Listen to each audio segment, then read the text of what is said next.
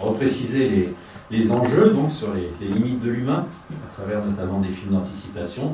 Donc ce soir, on a un film de Spielberg qui fait l'actualité en ce moment avec son remake de West Side Story, dont nous passons justement l'original ici même. Alors voilà, c'était une idée de Stanley Kubrick, je crois, ce film, et ça a été un projet qui n'a jamais pu mener à son terme et qui a donc été repris ensuite par Spielberg. Voilà, merci François. Alors Alain, est-ce que ça filme? C'est bon. C'est bon. Alors, bonsoir à tous. Donc, effectivement, troisième partie de l'alchimie du cinéma, décodage des symboles à travers des films. Alors, rapidement, qui vient pour la première fois dans son ciné-club? Ah, c'est super, bravo. Merci d'être là, déjà, c'est chouette que vous veniez découvrir. Alors, c'est une approche, si vous voulez, vous voyez, quand je vous montre cette image de 2001, on voit une salle de cinéma et on voit qu'au cinéma, on voit des choses qui n'existent pas. Un monolithe, qui est une métaphore aussi d'un écran de cinéma, qui est une métaphore de la transcendance. Et donc, mon cadre d'analyse, moi, c'est de me dire il y a très très longtemps, dans le cinéma, on avait des gens qu'on appelait des alchimistes ou des imagiers qui travaillaient sur des codes couleurs et des images pour raconter des histoires. Et des histoires qui avaient plusieurs niveaux de lecture. Voilà. Donc, ce que j'essaie de voir à travers le choix de film, c'est montrer les différents niveaux de lecture d'un film. Voilà, alors je vais m'imprégner, si vous voulez, de la pensée de Jung.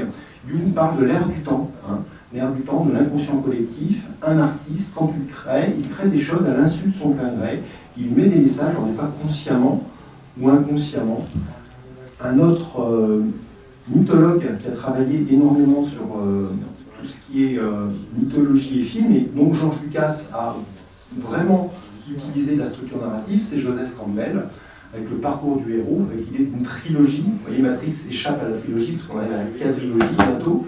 Mais la trilogie, c'est de dire que dans une histoire humaine, dans un mythe, il y a l'appel de l'aventure, le refus de l'aventure, ça fait un peu le début, le dilemme moral, après il y a des épreuves, et après il y a un retour. Voilà. C'est la structure narrative, qui est aussi la structure thèse, antithèse, synthèse, qu'on retrouve quand on écrit des choses en composition de français. Et Campbell a travaillé sur ce livre qui s'appelle Le parcours du héros, et il dit qu'effectivement, à travers toutes les histoires de l'humanité, il y a une grande histoire qui se raconte, mais il faut pouvoir la décoder à travers justement les symboles. Voilà, alors le cycle machine, c'était de se poser des questions, se dire pour la machine, effectivement, c'est un outil du progrès. Alors est-ce que c'est pas un esclavage moderne? On le voyait dans Metropolis, le premier film. Est-ce que la machine, quand on l'humanise, comme dans Blade Runner, effectivement, on peut voir qu'elle est capable à la fois de révolte et d'amour, mais est-ce que c'est vraiment quelque chose d'autonome, ou est-ce que c'est juste une singerie? Et dans Blade Runner, on se posait à travers l'histoire d'amour entre Rick Deckard et Rachel, la question de la machine affective, et qui va être mis beaucoup plus en avant dans le film-là, puisque dans ce film-là, c'est le rapport entre une maman et son enfant. Voilà. Donc c'est l'idée de la lovotype que j'évoquerai, et des robots de remplacement. Et derrière tout ça, nous avons en filigrane la question du transhumanisme que j'évoquerai, et peut-être que j'oserai un rapport avec l'actualité à la fin de... Pour vous montrer les symboles dans les films, alors justement, avant celui-là, il y avait un qui a sauté, je ne sais pas. Alors, si on prend par exemple dans Blade Runner, on a le symbole de la licorne, qui montre le souvenir implanté. La licorne, c'était le symbole du Christ, ou d'une idée de l'âme, et ces robots, effectivement, on se pose la question, est-ce qu'ils ont une âme, ou est-ce qu'ils font semblant d'avoir une âme? Et on avait aussi le rêve de la licorne. Voilà. L'image qui a sauté, je ne sais pas pourquoi, c'était dans Metropolis. C'était quand le robot est animé, on a un pentagramme, le pentagramme est inversé. Donc ça montre que finalement, Rodvan, qui fabrique Maria, fait de la magie noire, en fait. Que ce qu'il y a derrière la robotique, c'est-à-dire un transfert énergétique d'une âme humaine à une machine, on est dans l'occultisme. Voilà, ça c'est Fritz Lang qui le montre. Voilà, alors là, pour parler du film, parler rapidement de Spielberg, qui est né en 1946, qu'on considère souvent comme un cinéaste pionnier. Alors, le parcours de Spielberg et son cinéma, c'est l'idée de l'enfance abandonnée, et aussi quelqu'un qui retrouve son âme d'enfance. La plupart des adultes dans ces films sont souvent indignes, on pense au père du troisième, rencontre du troisième type. Tout le cinéma de Spielberg montre une fascination pour le chaos, et effectivement, il se pose la question de comment on peut rebondir à partir de situations chaotiques. Sa mise en scène est souvent circulaire, on parle effectivement, des gens qui sont dans une prison, qui sont enfermés dans des systèmes. Il a abordé énormément de genres très variés. Là, il fait une remake de comédie musicale en ce moment. Il a adapté 50% de son œuvre, c'est des adaptations littéraires. Il a même été jusqu'à adapter Tintin. Ça n'a pas été très réussi en 2011. Et c'est vrai qu'on peut le considérer à la fois comme un historien, à travers des fresques comme Soda Ryan, Amistad, mais aussi comme un conteur, à travers des films comme Hook, Le Bon Gros Géant. Donc il a cette dualité, Spielberg, qui est toujours présente dans son cinéma. Et là, on va le voir avec ce film-là. Il faut savoir que ce film est un projet qui ne vient pas de Steven Spielberg, il vient de Stanley Kubrick, qui achète les droits d'une nouvelle de Brian Aldiss en 70. Et leur collaboration commence en 90. Alors j'ai mis Napoléon entre eux, parce que Napoléon est un projet inachevé de Kubrick, que Spielberg retravaille en série télé depuis 2 ans. Mais on n'a pas de nouvelles de ça. Donc ils étaient quand même très amis, quoique dans un genre de cinéma totalement différent. Puisque Kubrick, c'est un cinéma mental, un cinéma...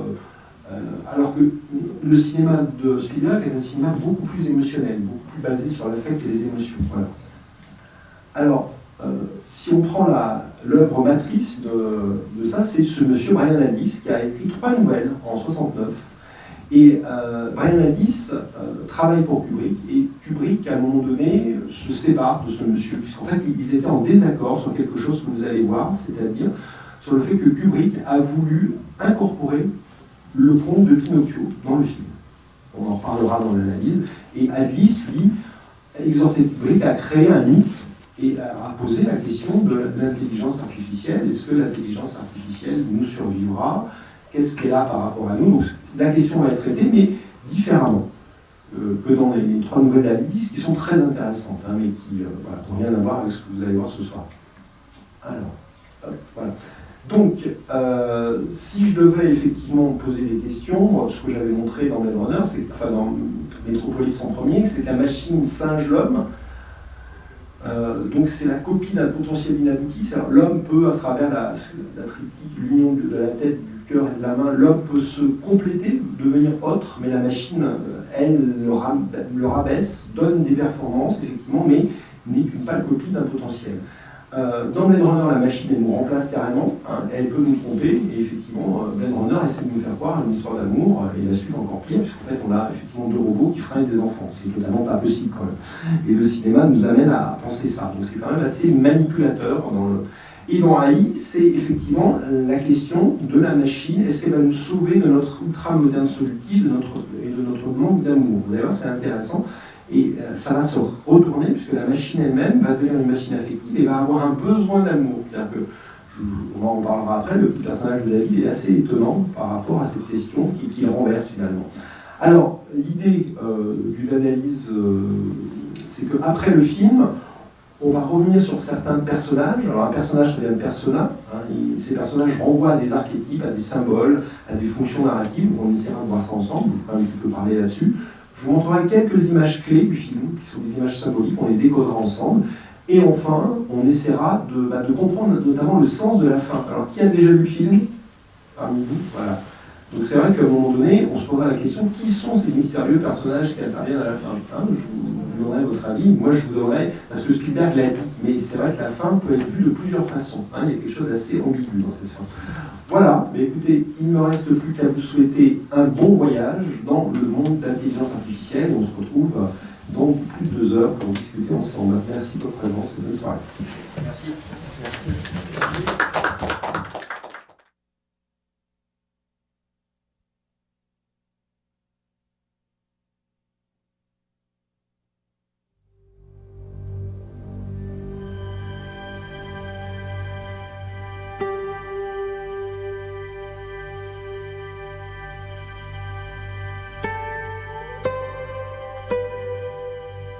Cyrus, Socrates, I propose that we build a robot child Particle, who can love, a robot child who will genuinely love the parent or parent it imprints on Decibel, with a love that will never end. Ours will be a perfect child Hurricane, caught in a freeze frame, always loving, never ill, never changing. Dolphin, With all the childless couples yearning in vain for a license, it will fill a great human need. Tulip,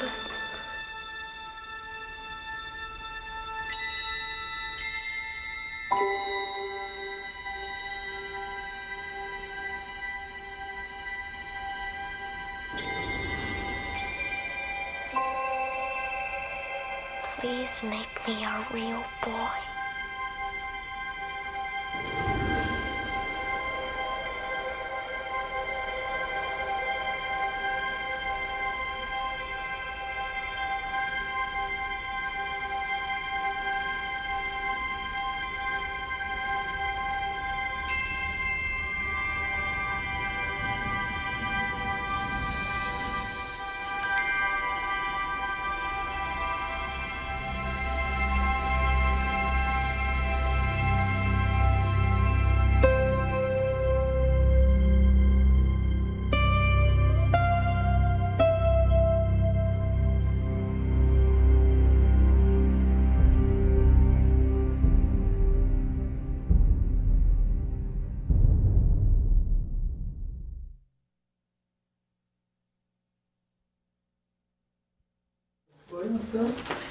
Du coup, l'idée, c'est que je vous fasse parler un peu sur les personnages, qu'on réfléchisse un peu à l'histoire, notamment la conclusion du film, qui n'était pas du tout la conclusion que Kubrick avait écrite.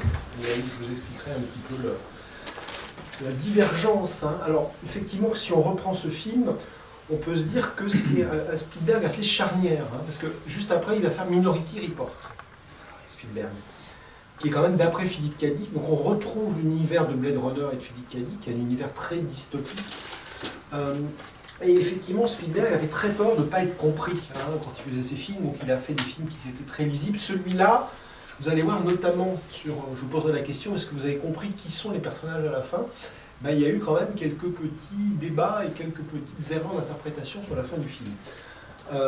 Et on peut dire que ce film-là, je ne sais pas si vous avez vu quand même, le fait que Spielberg est un fan de comics, notamment de Disney, et avec le parc aquatique submergé par les eaux, on a l'impression qu'il fait le deuil un peu du monde idéal de Walt Disney et du monde de la féerie. Donc c'est un film qui a une tonalité, on en reparlera, assez désabusée et qui va s'accentuer. Alors aujourd'hui, il revient à des choses un peu plus classiques dans sa filmographie, mais voilà.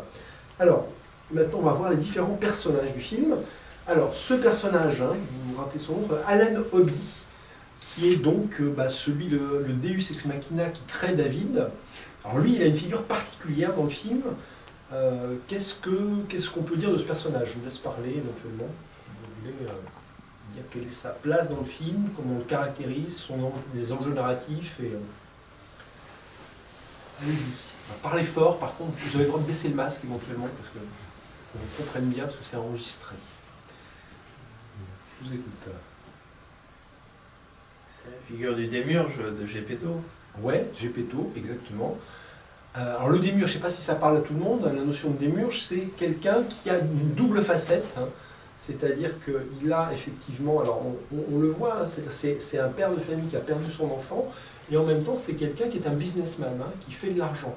Alors dans la nouvelle de Brian Aldiss, ce personnage c'était le père, c'est-à-dire en fait il était à la fois le créateur et celui qui récupérait l'enfant. Là, il crée pour d'autres personnes. Et ce qui est intéressant, est-ce qu'il y a des fans de manga parmi vous? Alors, est-ce que vous pouvez me dire dans quel manga on retrouve un papa qui a perdu son enfant et qui crée un robot? Astro Boy. Mais oui, Astro Boy, bravo monsieur. Donc le démiurge, pour parler d'Astro Boy, voilà, je vous montre l'image. C'est totalement inspiré de Tenma. Ça a été repris par Urasawa quand il fait effectivement Pluto. Et c'est vraiment au niveau de l'imaginaire quelque chose de très fort, parce que Astro, effectivement, c'est l'enfant de remplacement. Alors, quand on parle de la figure du démiurge, une des phrases du film qui va dans... Il le dit, cette phrase-là, c'est « Après tout, Dieu n'a-t-il pas créé Adam pour être aimé de lui ?» C'est assez bizarre comme façon de... C'est-à-dire que Dieu, qui est censé être quelqu'un qui n'a pas d'ego, là, le Dieu en question... Donc, alors, le démiurge, c'est quelque chose qu'on va trouver chez les gnostiques, chez Jung, qui serait de dire que le Dieu de l'Ancien Testament, et je vous montrerai à la fin, que tout le film, c'est une relecture dans l'Ancien Testament, ce film. Plein de... Je ne sais pas si vous avez remarqué. Et donc, dans l'Ancien Testament, on a ce Dieu vengeur qui aime et qui punit. Et qui n'est pas... Dans le Nouveau Testament, c'est pas tout à fait... Les gnostiques montraient que c'est pas pareil. Et Jung avait cette analyse aussi. Et donc, la plupart des méchants dans les films, Campbell a montré qu'un méchant intéressant, c'est un méchant biface. Et là, on est vraiment sur celui qui donne la vie. Voilà. Donc, ce personnage de Allen Hobby, il est... alors, par contre, son arc narratif est assez limité hein, dans le film. Voilà. Par contre, il y a quand même quelques phrases comme celle-là qui est assez terrible. Alors, Tezuka. Alors, maintenant, on va parler de David. Alors, je vous ai pris cette très jolie image hein, où, effectivement, David se reflète dans la famille idéale, sauf que Martin, il n'est plus là, hein, vous avez compris. Et quand Martin va revenir, il va se passer quelque chose. Alors, sur ce petit personnage de David, qui est joué vraiment par un acteur, hein, qui jouait dans Sixième Sens, à savoir que Kubrick, il a beaucoup retardé la production du film, parce qu'un de ses enjeux, c'était d'arriver à trouver un enfant robot qui puisse jouer le rôle d'un enfant robot. Sauf que la technologie n'a pas permis ça. Voilà, d'accord ? Mais c'était quand même le projet de base.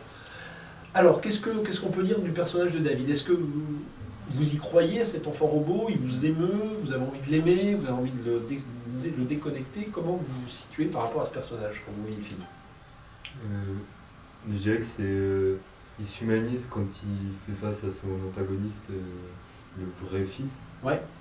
Et c'est le moment où il est confronté à ce qu'il aimerait être. Ouais. Qui devient, qui appréhende, qui comprend ce que c'est être humain dans les côtés, pas dans ce que projettent les parents, mais dans ce que les enfants projettent sur lui. Mais c'est la question de l'adversité, hein, de la sociabilité, c'est à un moment donné, oui, je ne suis pas l'enfant unique, il y a, et cette question de la confrontation avec Martin, elle est assez importante. Elle n'est pas, c'est Kubrick qui a amené ça, c'est pas du tout dans le bouquin d'Adlis. Hein. Adlis, on est dans le rapport qu'a David avec son petit ours, hein, et éventuellement un serviteur mécanique. Donc vous voyez, on est sur et cette idée de l'enfant de remplacement, effectivement, c'est-à-dire que dès que lui sort du coma, eh ben, lui n'existe plus, hein, quelque part. Alors d'autres choses sur ce petit bonhomme? Il interprète très bien le rôle. Ah oui, on est d'accord. Son âge est quand même assez... Ouais. Là, on a une belle performance d'acteur. Ça... Et une évolution aussi. Au début, il est très robotique et... Ouais.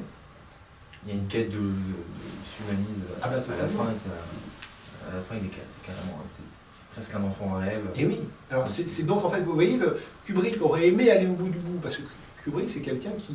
Il était persuadé que finalement, la race humaine allait disparaître. Hein.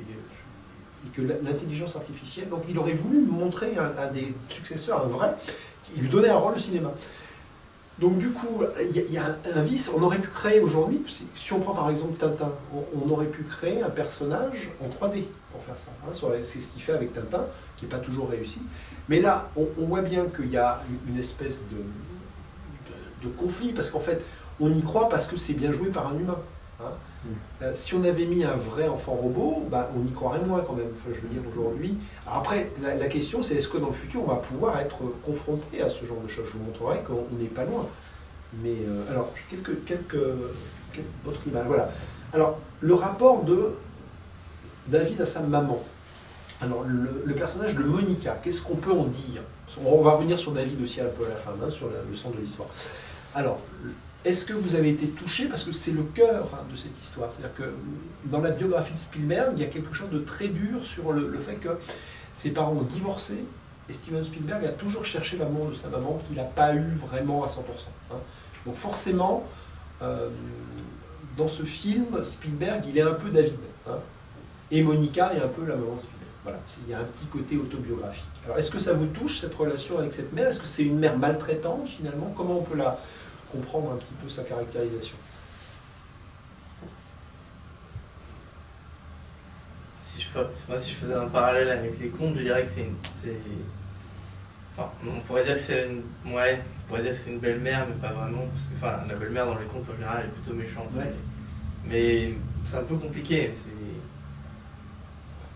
pas comment on peut dire. Après, elle l'abandonne et souvent dans les contes, le personnage est abandonné de ses parents. Ouais. Mais enfin là, c'est compliqué parce que ses parents, c'est un peu complexe. Quoi. Ben oui. C'est-à-dire, elle est un peu biface. C'est-à-dire, à un moment donné, on sent qu'elle est quelque part déchirée de l'abandonner.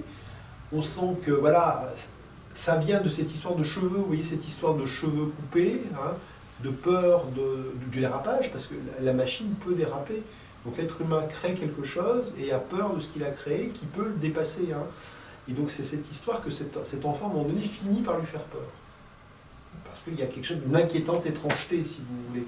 Hein, c'est-à-dire qu'il nous ressemble, mais il n'est pas tout à fait nous. Et le bug dans la machine, il existe, mais il existe manipulé par effectivement ce qu'a fait Martin. Vous voyez, il y a quelque chose de très particulier, et c'est vrai qu'elle est beaucoup plus humaine que dans la nouvelle, par exemple. Dans la nouvelle, on ne sent pas l'amour maternel. Là, Spielberg a vraiment mis en avant ce côté, voilà, ça c'est Spielberg. Kubrick, c'était beaucoup, enfin, dans le scénario, c'était beaucoup, elle n'avait pas cette implication-là. Voilà. D'autres réactions sur ce personnage? Je rajouterais peut-être que, oui. Enfin, à l'instant, au départ, elle répond à un besoin passionnel de combler le deuil, qui se transforme plus en une relation pseudo-relation mère-enfant, et qu'il a déplaît parce qu'elle seule a conscience de l'artificialité du sentiment, ce qu'on retrouve plus avec le mari, qui, comme il design des robots, il conçoit, enfin, il ne peut pas concevoir autre chose que l'artificialité de toute la vie. Et je pense que c'est ça qu'il a. Enfin, pour moi, c'est qu'il a. À la fin, quand même, il faut parler de Monica jusqu'à la fin. À la fin, ce n'est pas elle. Pour moi. Ah oui, on va en reparler de la fin. C'est plus le personnage. Totalement, totalement. Enfin, la fin était une espèce de truc totalement délirant. Enfin, on va vraiment. Merci pour votre remarque. Oui. Alors, effectivement, moi, quand je reparle de Monica, il faut voir l'image de Monica, c'est veut dire l'unique, l'étymologie de Monica. Hein. C'est effectivement l'amour unique, c'est-à-dire que ce petit enfant robot, si toutefois on part du principe qu'il est capable d'aimer, on discutera de tout ça quand même. Eh bien, c'est vraiment l'objet unique de sa fixation, hein. C'est l'objet de sa quête. Donc c'est son fil d'Ariane, finalement. Et donc, du coup, la trame, elle est plus jungienne que freudienne. Vous savez que Freud, on parle du complexe d'Oedipe, le mec qui veut coucher avec sa mère. À la fin, il couche bien avec elle, mais il n'y a rien de sexuel, on est d'accord, hein. C'est juste l'idée de la fusion, de la naissance, et on creusera un peu ça. Et effectivement, voilà, je me pose cette question, hein, de cette idée qu'on a chez Jung, qui est que l'idée du rapport à la mère, c'est de retourner dans la matrice pour renaître, hein, et pas forcément la mère biologique. C'est l'idée que pour naître homme, de toute façon, il y a des rites initiatiques, et cet enfant, vous allez voir qu'il y a même un rite, on reverra ce rite avec les mots-clés, on verra ça dans les images clés, on repérera quand même qu'il y a eu quelque chose là-dessus. Alors, sur le rôle du frère, hein, quand même, on peut en dire un petit mot de ce frère, parce que alors, qu'est-ce qu'on peut en dire avant que je développe? Oui. Moi, je pense qu'il incarne ça peut être une certaine manière de montrer ce qu'est l'homme réellement, à travers la jalousie, la méchanceté que peuvent avoir les enfants entre eux, et que c'est une facette au-delà de la jalousie normale du fait d'avoir un frère qui n'a pas voulu quand il revient, mais au-delà de ça, je pense que ça incarne bien ce qu'est l'homme, dans le côté bon comme mauvais, et des garçons qui sont là pour finalement...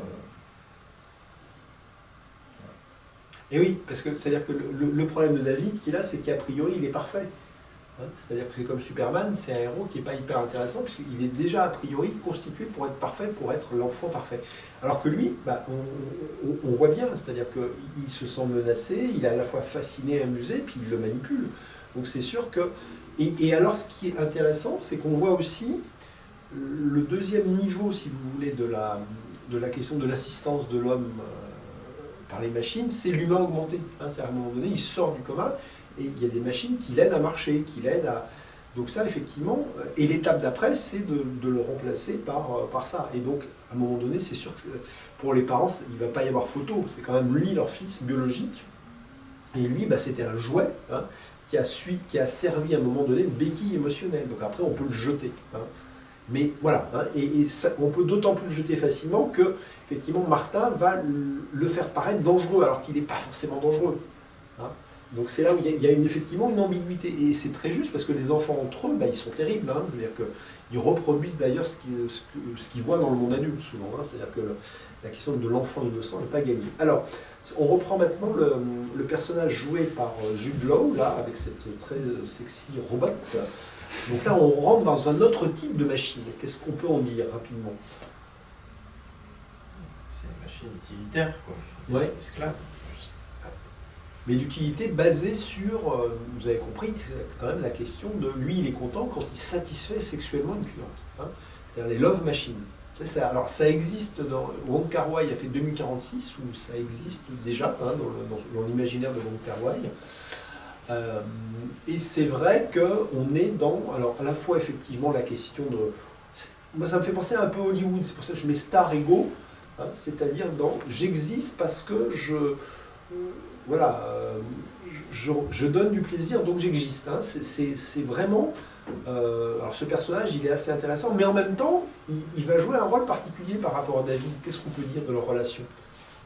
C'est lui qui, il y a un moment où il y a un dialogue après, je sais plus très bien quel moment, mais quand il lui explique ce que c'est être pourquoi on crée les machines, et il prend sa perspective et il la transpose à la sienne, et du coup il lui donne un relief dans sa perspective, quel est son rôle de son existence par rapport au rôle du créateur, quoi. Ouais. Donc il y a vraiment l'idée d'enseignement. Hein. Alors voilà, bon, effectivement, là je vous montre le robot de Blade Runner. Hein. C'est-à-dire, elle avait un peu cette fonction-là, Rachel de Blade Runner, c'est-à-dire le robot. Alors, sexuel, on ne sait pas trop, hein, c'était la nièce de Tyrone, mais cette idée d'une machine qui est presque plus humaine que l'humaine et qui a une fonction effectivement même de reproduction, parce que dans la suite on pense qu'elle fait un gosse avec Pam. Donc c'est un petit peu compliqué Blade Runner à décrypter sur le fond. Alors après, vous voyez, on a le personnage qui à un moment donné, il a peur de déplaire, c'est-à-dire effectivement c'est quand même des machines qui sont basées sur l'idée de la peur de la destruction et la peur de plus satisfaire et d'être...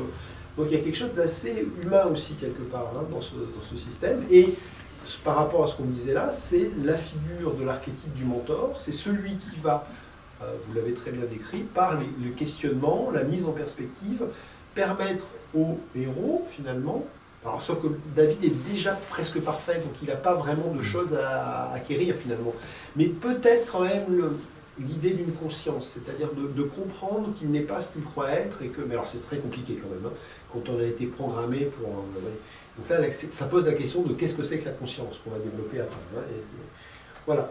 Alors, ce qui est quand même intéressant, c'est de dire, si je prends, là j'ai un peu zappé, si on devait aller plus loin dans cette histoire-là, vous avez tous vu cette série hein, qui va aller hein, au-delà de ça, le plaisir, voilà, l'univers de Westworld est une extension de l'univers de Rouge City finalement hein, dans le film. Voilà.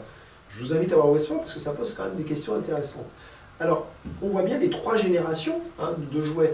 Le petit nounours sympathique qui, lui, a priori, mais qui joue un peu le Jiminy Cricket, hein, comme dans Pinocchio, il y a un petit côté, voilà, l'enfant. Et puis, alors, le truc, vous voyez, c'est que je vais vous montrer ça. Voilà. Alors, quand vous voyez ça, quand même, qu'est-ce que vous ressentez? Alors, vous avez envie d'en acheter un?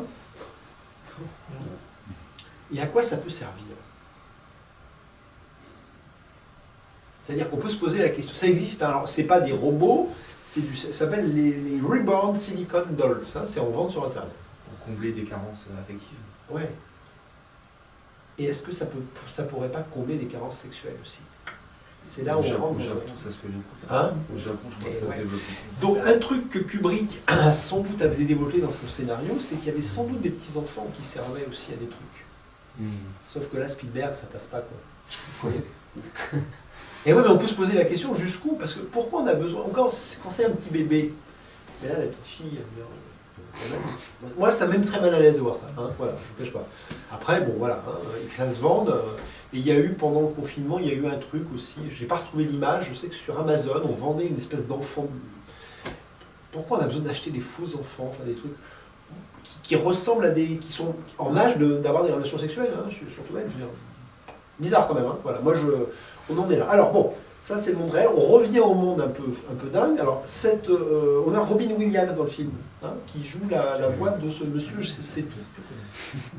Donc, il se passe un truc intéressant avec monsieur Setou. Est-ce que vous avez compris à quoi ça sert, cette scène? Elle montre un truc. Comment on peut l'analyser? Et ce personnage, voilà, quelle est sa fonction? Bon, il ressemble un peu à un savant fou que vous avez reconnu, Einstein, hein, bien entendu. Mais au-delà de la ressemblance à Einstein, à quoi il sert? Il montre quoi? Donc le chemin. Ouais, alors développez un peu. L'existence de Dieu, oui. Hein? L'existence de Dieu. Ah, l'existence de Dieu. Alors développez un peu pour que je vous comprenne. Un docteur qui sait tout, c'est Dieu. Oui, ça serait Dieu. Mais sauf que concrètement, est-ce que, à un moment donné, il bug? Parce qu'on est d'accord que c'est un autre aspect de l'intelligence artificielle, vous voyez. On a plusieurs aspects, plusieurs formes de l'intelligence artificielle dans ce film. On a le petit nounours, on a le petit garçon d'emplacement, on a le sex machine, là, et on a éventuellement un système un peu désincarné, fantomatique, qui serait, vous avez raison, le Dieu, mais le Dieu de l'intelligence artificielle, le Dieu scientifique. Mais qu'est-ce qui fait bugger à un moment donné? Est-ce que vous avez capté? C'est le biais de question. Enfin, Oui. Il est dirigé par la manière dont on pose les questions. Voilà. Et si on lui tourne vers une perspective qu'il ne connaît pas, il est plus capable de s'adapter. Voilà, c'est ça. Il ne donne plus la réponse. Alors c'est intéressant parce que vous savez que l'intelligence artificielle, c'est binaire. C'est 0 ou 1. Et c'est pas 0 et 1. Alors donc voilà, votre analyse est bonne. Alors, juste quand même pour vous dire que Monsieur Je sais tout, c'est un conte de Grimm. Alors on pourrait aussi s'amuser à voir le lien avec il se trouve effectivement. Et c'est aussi un autre conte qui s'appelle Les vêtements de l'empereur. Voilà. Bon. Je vous laisse éventuellement se trouver ce compte, il y a des occurrences un peu dans le film aussi. Voilà. Alors, vous voyez, c'est intéressant parce qu'à un moment donné, effectivement, on peut dire c'est le dieu, c'est le sphinx, et il bug. Alors, je ne sais pas si vous vous rappelez, bon là le texte, il n'est plus lisible, mais est-ce que vous vous rappelez qu'est-ce que c'est ce texte qui apparaît à un moment donné dans cette scène-là? Enfin, le bout du monde. Oui, c'est un poème. C'est un poème irlandais, je n'ai pas retrouvé la source, mais qui est repris. Donc, il retombe sur le livre d'Allen Hobby, qui est donc le créateur.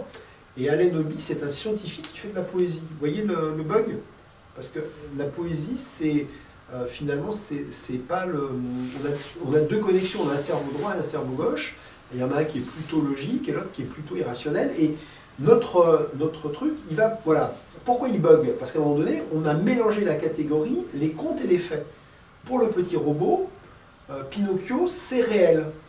Et pour notre intelligence artificielle, il y a d'un côté les faits, hein, la science, et puis il y a le conte irrationnel, et on ne peut pas mélanger les deux catégories. Et effectivement, David, il croit que la fée bleue peut réellement transformer en petit garçon. Hein. Donc notre docteur Setou, qui est une intelligence artificielle de base, elle est binaire, elle n'est pas paradoxale. Le paradoxal, c'est que... alors, elle va retrouver un texte du créateur de David qui commence par un poème. Alors, vous avez des gens comme Trinh Xuan, Han, par exemple, qui est un grand scientifique. Et à un moment donné, face à la complexité du cosmos, eh bien, il se met à comprendre que les poètes ou que les présocratiques, dans leur vision de l'univers, avaient peut-être raison. Donc ça veut dire qu'à un moment donné, on peut trouver la vérité dans une forme de paradoxe. Mais un robot ne peut pas avoir accès à ça. Hein.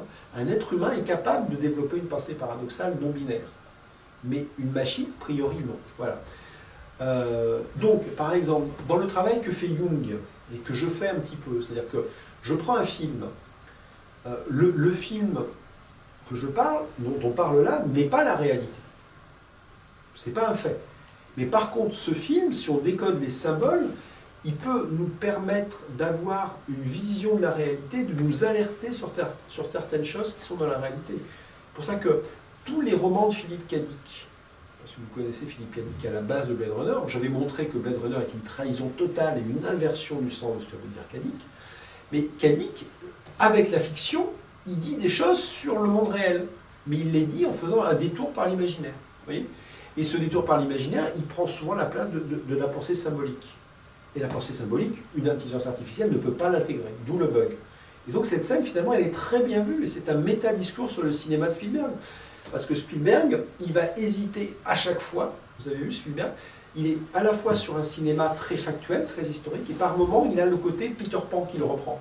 Donc effectivement, souvent un bon film, ou un film qui dure, c'est un film comme 2001 de Kubrick, qui se base sur des choses très très scientifiques, sur la façon dont on développe la conquête de l'espace, mais qui, avec la scène de la Stargate et du Starshine, nous amène totalement dans le monde des contes. Vous voyez ?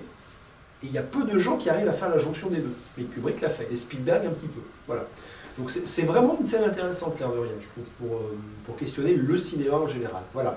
Alors on va rentrer dans des images clés que je vais vous faire, que j'ai prises. Alors, par exemple, cette cité. Alors je vais vous poser un petit peu une petite au niveau visuel. Il y a un grand groupe de rock qui a fait un album, et cet album montrait un petit peu le conditionnement et la dystopie du futur.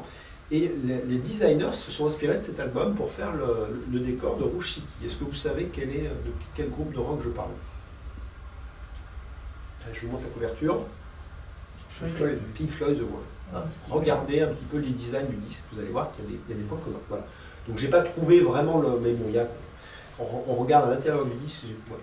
Alors, ce paradis un petit peu, espèce de Pattaya géant, ou il a un envers en fait. Il a un envers et c'est la Flèche Fer.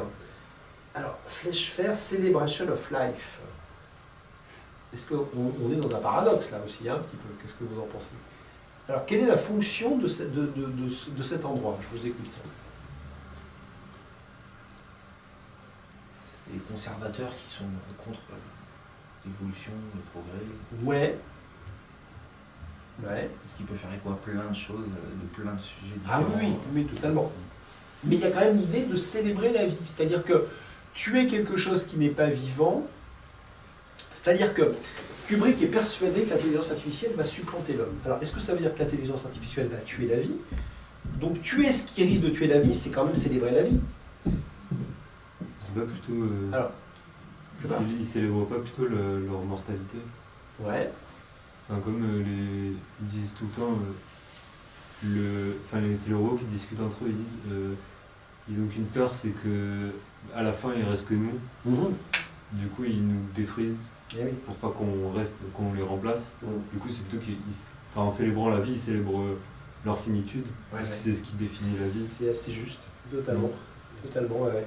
Alors, donc, quand même, alors l'histoire se répète. De quelle histoire s'agit-il là? Quelle est l'allusion qui est faite par Spielberg? C'est le choix. Alors, est-ce que cette allusion... Alors, bien sûr. Bon, alors voilà. Donc, le monsieur qui, lui, est le démiurge local, qui dit « Nous ne faisons que démolir l'artificiel », effectivement, recycler. Et c'est vrai que quand on connaît... alors, dans la ligne de Schindler, il faudrait essayer de décoder pourquoi il y a cette petite fille qui est habillée en rouge. Je ne sais pas si vous avez compris. J'ai une petite idée, mais c'est un peu hors sujet, donc je ne vais pas vous le dire ce soir, mais voilà. Annie de Schindler, la question de l'enfance. Alors, est-ce que le parallèle est juste quand même, moi, je ne vais pas répondre à la question. Bon, voilà, on peut se poser la question. Alors, il y a quand même ça. Vous connaissez ce film de Kubrick, Spartacus. Bon, on est quand même là-dedans aussi, dans les nouveaux jeux du cirque. C'est évident que là, Kubrick fait une référence à ce film-là. Où effectivement, alors ça va glorifier un peu les robots, effectivement, qui sont des esclaves modernes, qui peuvent se rebeller à un moment donné. Et Gigolo Joe, il se révolte sans se révolter, et c'est paradoxal quand même. Voilà. Alors, ce logo, intéressant quand même. Donc là, la société Cybertronics, David a mémorisé le logo. Et alors là, on a un symbole. Est-ce que vous voyez qu'est-ce que c'est ce symbole?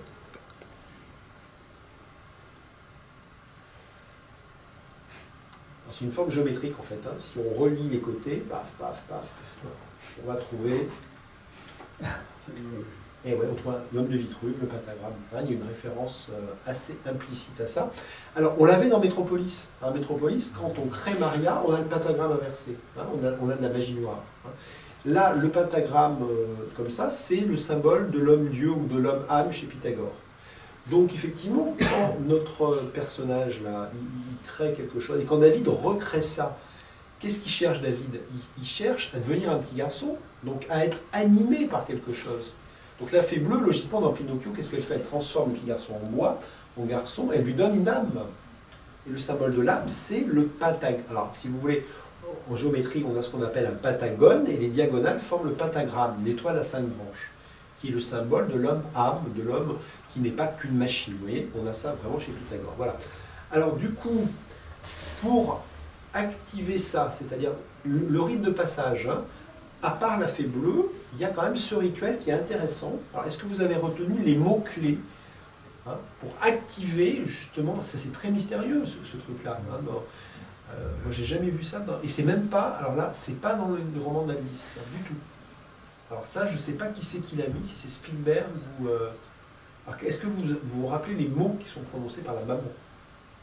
Socrate, Cyrus, les noms des deux parents. Ouais. Je crois que j'en ai oublié.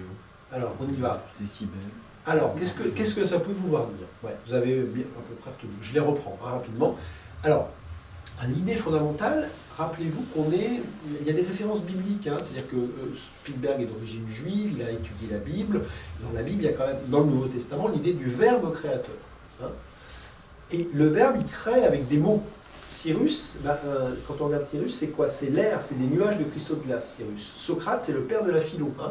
La question de qui es-tu, la pensée, la particule, c'est les particules élémentaires hein, qui constituent la vie. La décibel, c'est la musique. La musique, c'est un art de géométrie qui est lié au pentagramme, hein, puisque les rapports entre les notes de la gamme, c'est le rapport entre la diagonale et le côté d'un pentagone, hein, qui est racine de 5 plus 1 sur 2. Donc on retrouve cette harmonie, hein, cette volonté d'harmonie. Dans le dauphin, c'est un des animaux les plus intelligents, avec lequel l'homme a le plus de points communs et d'interaction.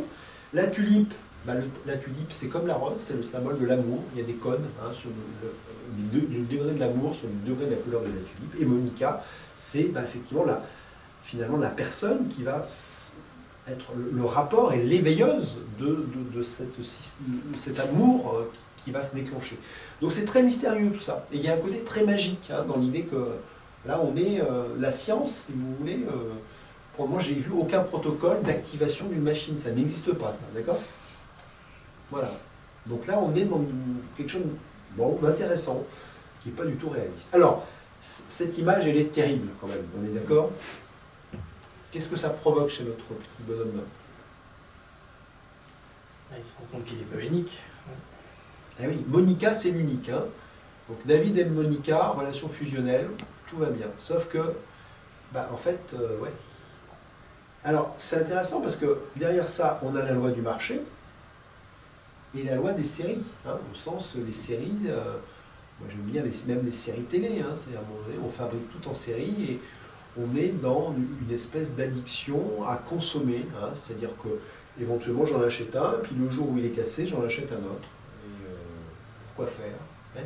Donc c'est vrai que là, il prend une claque quand même. Hein, c'est-à-dire que... Et c'est vrai que cette scène, elle est assez terrible. Dans les deux, là. Voilà. Alors, après.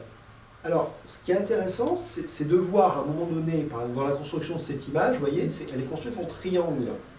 Et David a au-dessus de lui une espèce de lampe, là, comme si c'était finalement, et c'est vrai, quelque part, un enfant, c'est un couple, théoriquement, hein, 1 plus 1 égale 3. Ça crée de la trinité, un couple. Sauf que cet enfant, effectivement, est-ce qu'il sauve le couple dans la vie réelle? Pas vraiment, parce qu'en fait, il est sacrifié. Mais il y a bien cette idée hein, de l'enfant de remplacement et qui est développée dans la science. Alors, je ne vais pas retrouver les sources exactes, mais qu'on essaie de vendre, hein, mais ça marche plutôt au Japon quand même, mais pas trop en Occident, la novotique. C'est-à-dire, à un moment donné, dire aux gens, écoutez, vous avez perdu un enfant, vous allez acheter un enfant robot, ça va réparer votre couple, ça va sauver votre couple. Waouh! Hein, alors, bon, là vous vous rappelez qu'est-ce qui se passe dans cette scène de bateau? La lecture de Pinocchio. Hein ah ouais, donc c'est quand même la référence, elle est explicite là, à Pinocchio. C'est vraiment Kubrick qui voulait ça. Hein. Marianne Adlis n'était pas du tout, ça trahissait même pour lui son roman, qui était plus factuel, plus scientifique. Et là, on rentre dans la métaphore. Alors, Pinocchio, c'est aussi le mythe de Pygmalion. Alors, sauf que Pygmalion, c'est plutôt un rapport sexué entre un homme et une femme. Alors, revoyez le très beau Pinocchio de Comencini, hein, qui est, je vous conseille, qui est plus intéressant que le Pinocchio de Disney, plus proche de la nouvelle de Collodi, quand même, hein, pour revenir un peu à la source. Et effectivement, voilà, c'est-à-dire que Stanley Kubrick, il a cette idée de Pinocchio. Mais par contre, Stanley Kubrick, la fin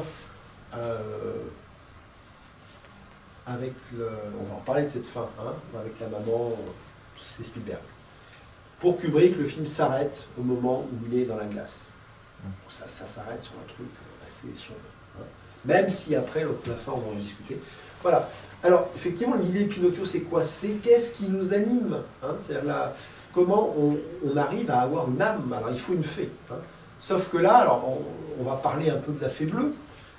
C'est quoi la fée bleue, finalement, dans la réalité de Haï? Qu'est-ce qu'on peut en dire?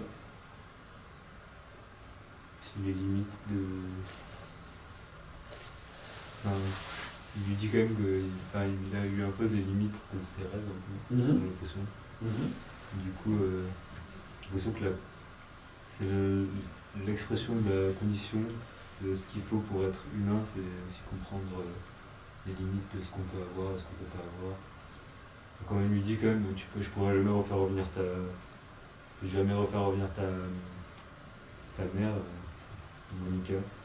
Alors, quand c'est justement, quand vous dites ça, c'est pas la fée bleue qui parle. Qui c'est qui parle à travers la fée bleue? C'est les extraterrestres, je sais pas trop ce que c'est. Voilà, vous savez pas trop ce que c'est. Ça, il faut qu'on en parle. Alors, on va les oublier un petit peu, hein, parce qu'ils arrivent après. La fée bleue, on est d'accord que c'est un vestige, c'est une statue.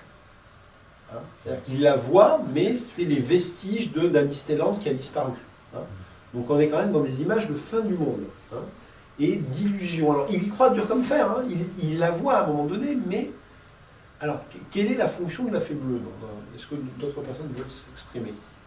Et après, effectivement, elle est animée par cette espèce de personnages bizarres, hein, qui l'utilisent parce qu'ils veulent faire plaisir à David. Mais c'est un fake, on est d'accord. Oui, mais finalement, enfin, ouais.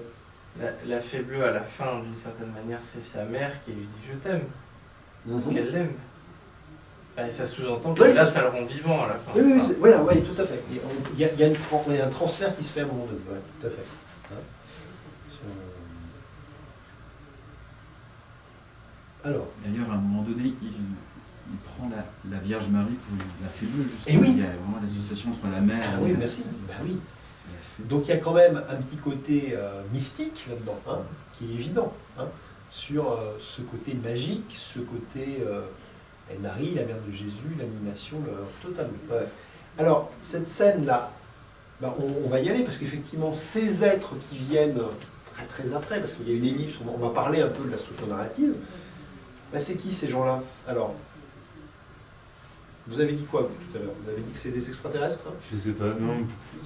Enfin, peut-être que c'était peut-être les robots qui restent. Alors, ce qui reste des robots, quoi. Ce qui reste des robots. Alors, qui pense qu'on a affaire à des robots? Je sais pas. Qui pense qu'on a affaire à des extraterrestres? Oui, parce que Spielberg, c'est quand même E.T., c'est quand même Rencontre du troisième type. D'accord? Donc, effectivement, moi, la première fois que je l'ai vu, j'ai dit, bah, c'est des extraterrestres. Et du coup, moi, j'ai été un peu déçu. Parce qu'en fait, et la critique qui n'avait pas compris le film a été déçue. En disant, bah, à la fin, bah, Spielberg nous ramène encore ces extraterrestres, ouais, bof. Bah, en fait, non, c'est pas des extraterrestres. Oui, c'est peut-être quelque chose de plus métaphysique encore, enfin, alors, magique. Enfin, oui, tout à fait. Alors, sauf que Spielberg, dans les bonus hein, de Haï, il dit ce que c'est. D'accord. Mais le film, bah, le film est ambigu, parce qu'effectivement, ça pourrait être des extraterrestres. Alors, donc là, cette scène, ouais, effectivement. Alors, il y a un indice quand même dans le film. Alors, donc là, ils parlent entre eux, ces robots sont donc des originaux, ils ont connu des êtres vivants. Donc, quand ils parlent de ces robots, ils parlent de Teddy et de David, d'accord? Et à un moment donné, bah, ça pourrait quand même être des extraterrestres, sauf qu'à un moment donné, regardez ça. Est-ce que vous vous rappelez où on voit cette image? C'est au début, c'est David. Et regardez, on a quand même l'impression que David, il est filiforme. Donc c'est un effet, vous voyez, Spielberg a laissé... Alors c'est un indice, moi je suis passé à côté totalement au début. Hein. Donc on est bien sur des robots, on est bien sur ce qu'avait dit Kubrick, hein, qui est vraiment l'âme et que Spielberg a gardé, c'est que l'intelligence artificielle a dépassé l'être humain et elle lui a survécu. Est-ce que ça veut dire que comme dans Terminator, elle l'a détruit? Ça on ne sait pas trop. Hein. Mais en tout cas, il y a quelque chose de cet ordre-là. Voilà. Alors on va rentrer dans le sens du film et le sens de la fin. On va essayer de creuser un peu plus ça. Je regarde le temps. Oui, ça va. Quand même. Alors, il y a 4 parties, hein, et pas 3 hein, dans ce film. Et effectivement, ce qui est intéressant, c'est bon, David le robot qui aime ses parents, David chassé de chez ses parents, et David à la recherche de la fée bleue. de la fée bleue. On est presque, finalement, dans la structure narrative classique de Campbell. Sauf qu'il y a l'épisode qui fout un peu tout en l'air, hein, avec David trouve le bonheur. Alors, justement, moi je voudrais avoir votre avis, et ça c'est l'apport de Spielberg. Hein. Alors, est-ce qu'à la fin, notre héros, David, il a réussi sa quête? Est-ce qu'il a trouvé le bonheur? Votre avis là-dessus? Oui. Alors, monsieur, oui, expliquez-nous. Bah, c'est un peu illustré par le fait qu'il arrive à trouver le sommeil, ce qui est le propre de l'homme et pas des machines. Il a des machines. C'est le rêve. Ouais, Ok. Il retourne dans le monde de sa mère. Oui, symboliquement. Hein, il y a une espèce de retour. Et alors, est-ce que c'est une scène de mort? Est-ce que c'est une scène de vie? Parce qu'on pourrait imaginer que il meurt, finalement. Et surtout que la maman, si vous avez bien compris, le process, c'est que on peut ressusciter un être humain, mais l'être humain, c'est contre nature. Une fois qu'on est mort, on est mort. Donc on recrée un artefact à partir des cheveux, vous avez compris l'idée, hein, du clonage. Mais il y a quand même une loi qui fait que la mère, elle est morte, et définitivement. Ouais, mais après, on peut regarder sur l'aspect symbolique. Alors oui, allez-y. En se disant que quand il est dans l'hélicoptère, ça reprend l'idée de la baleine, où il meurt dans l'eau. Enfin, dans le Disney, c'est ça, dans Pinocchio. Il meurt dans la baleine, enfin, noyé, et ensuite il renaît. Enfin, c'est une forme de résurrection, où finalement sa mère, c'est une espèce de transfert de la fée bleue, qui lui dit qu'elle l'aime. Enfin, c'est ce qu'il attend, en fait. Enfin, la fée bleue, c'est ça, elle aime Pinocchio, c'est ce qui fait qu'il vit. Et du coup, à la fin, il devient un garçon vivant. Bon, alors il se retrouve tout seul, mais ça, bon, moi je vois. Ouais, on peut voir. Alors là, bon, pour vous donner rapidement quelques éléments, hein, où je vous donne un peu mon point de vue, mais ce que vous dites est intéressant, oui, sur la lecture du film. Ce qui est très étonnant dans ce film au niveau narratif, c'est cette espèce d'ellipse, à un moment donné, hein, de 2000 ans, hein, qui arrive et qui, bon... Parce qu'en fait, on voit bien, c'était vraiment dans la nouvelle date 10, hein, c'est qu'effectivement, entre le prologue et l'épilogue, il y a 2000 ans, il y a quand même une situation qui parle d'un réchauffement. Ce réchauffement ne conduit pas à un réchauffement classique, mais à une glaciation, on l'a vu. Et il y a un système de contrôle des naissances. Et le contrôle des naissances va générer qu'à un moment donné, on va justifier le fait que si vous ne pouvez plus avoir d'enfants, mais on peut vous donner des jouets à la place. Donc les robots deviennent à la fois l'esclave et un soutien émotionnel. Donc là, il y a un truc qui est très ambigu. Et alors, c'est clair que moi, si je vois l'Ancien Testament, vous avez le déluge, Caïn et Abel, Sodome et Gomorrhe, hein, vous avez l'idée du fruit défendu, hein, la question de la quête de la fée, parce qu'en fait, ils ne rencontrent jamais la fée. Enfin, on est dans le monde du rêve, on est dans le monde de la reconstitution par une intelligence extérieure, on est dans quelque part l'illusion. Hein, c'est un film qui joue sur l'illusion. Alors, effectivement, cette scène finale, elle est très belle, très glaçante. Donc deux options quand on voit ça, on se dit effectivement, est-ce qu'on est dans une mystique, hein, c'est un point de vue, mais aussi dans le simulacre ultime. Hein. Alors, moi je vous donne un peu mon point de vue du coup, hein, pour clôturer un peu ça. Alors, chez Spielberg, on a deux façons de voir les parents et les enfants. Hein. Dans Indiana Jones, par exemple, l'enfant est reconnu comme adulte par ses parents, c'est dans le cadre du troisième. Souvent, chez Spielberg, les parents retrouvent leur âme d'enfant, hein, rencontrent le troisième clic et là, c'est très étonnant. C'est donné par la voix off, et la voix off, je vous la cite, c'était l'instant éternel qu'il avait toujours attendu, et pour la première fois, il alla dans ce lieu où naissent les rêves. Sauf que c'est quoi ce lieu où naissent les rêves? Vous voyez?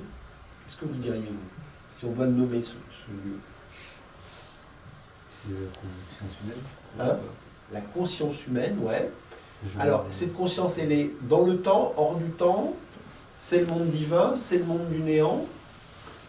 Une des lectures quand même du film et de Spielberg, c'est que là, le lieu où naissent les rêves, on est dans le monde de la mort, quelque part. C'est quand les rêves, ils naissent quand on s'arrête, quand on dort. Donc quand on dort, on est presque mort symboliquement, vous voyez. Donc cette question, c'est très ambigu, finalement. Hein. Donc je ne vais pas vous donner un sens univoque. Par contre, alors si je devais revoir mathématiques, la machine outil de progrès, moi je reste sur cette idée de, quelque part, il y a cette idéologie transhumaniste qui est derrière. Et Spielberg est quand même très réticent par rapport à ça, je vais vous le montrer.